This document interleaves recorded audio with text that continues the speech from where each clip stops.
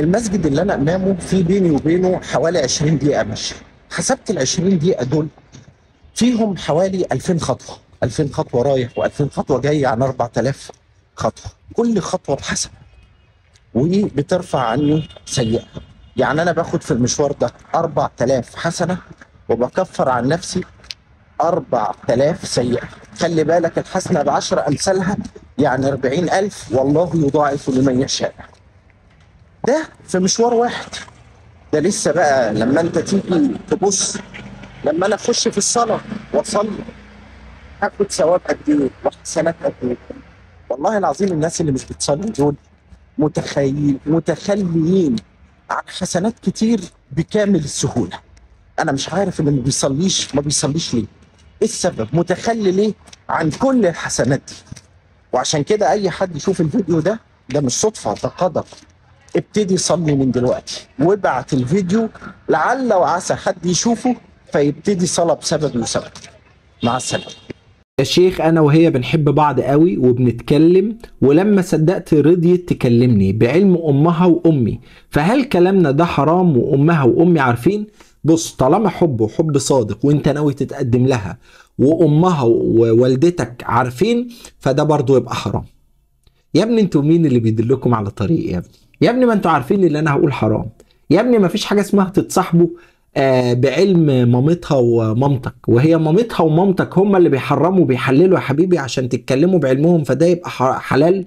ما فيش الكلام ده. اتوكل على الله وروح اخطبها وربنا يكرمكم، لكن لحد ما ده يحصل ما تتكلموش ولا تتواصلوا مع بعض. يا ابني ما تسألونيش يا ابني. ما كنتش بصلي لكن ربنا أكرمني والحمد لله بقيت ملتزم بالصلاة، فإيه حكم الصلاة اللي فاتتني؟ رأي الجمهور بل رأي الأئمة الأربعة إن الصلاة الفائتة حتى لو صلاة لسنين كاملة لابد أن تقضى، واستدلوا على ذلك بأن النبي عليه السلام قال: من نام عن صلاة أو نسيها فليصليها إذا قام أو ذكرها لا كفارة لها إلا ذلك. وقالوا المتعمد ترك الصلاة أقوى من أو يعني أحق بقضاء الصلاة من النائم والناسي، وقالوا المعذور لابد أن يقضي الصلاة، فما بالك بقى بغير المعذور.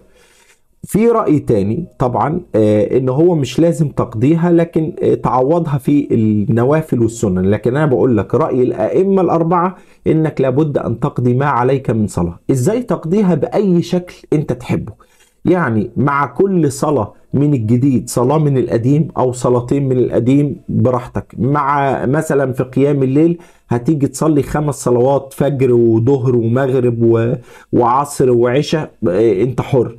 هتصلي مثلا صلاة يومين في قيام الليل بالشكل اللي يريحك وبالشكل الأنسب ليك، اقضي ما عليك.